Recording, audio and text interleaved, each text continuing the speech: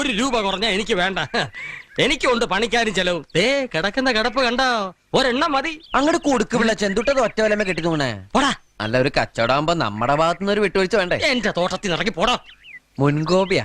ചെറിയ മൂലക്കുറിന്റെ അസ്കിതണ്ടേ, അതൊന്നും പ്രശ്നമാക്കണ്ട. 5500 നല്ല വിലയാണ് പിള്ളച്ച. അപ്പുറത്തെ പീതാമ്പരേട്ടന്റെ പടം ഇറങ്ങി വിറ്റത് 1300. അങ്ങോട്ട് കൊടുക്ക് പിള്ളച്ച. അങ്ങോട്ട് കൊടുക്ക് പിള്ളച്ച. ഇങ്ങോട്ട് പോടാ.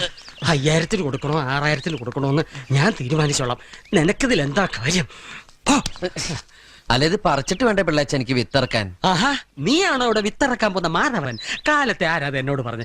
മുത്തുപട്ടർ ദേവേന്ദ്രന്റെ അച്ഛൻ. കൃഷി സ്വന്തം പേരിലാണോ അതോ നിന്റെ അമ്മൂമ്മയുടെ പേരിലോ? അല്ല, പട്ടാളക്കാരൻ പുരുഷന്റെ പേരിലാണല്ലോ നമ്മളന്ന് ധാരണയിലായത്. അതെ, ആ വിത്ത് ഇനി ഈ കണ്ടത്തിൽ ഇറങ്ങിയില്ല. അതെന്താ അങ്ങനെ?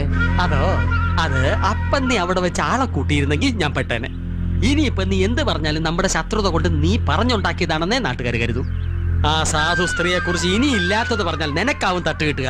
ഇപ്പൊ കാര്യങ്ങളൊക്കെ വ്യക്തമായല്ലോ. പോ. അപ്പൊ എന്റെ വിത്ത് ഈ കണ്ടത്തിൽ ഇറങ്ങില്ല? ഇല്ല.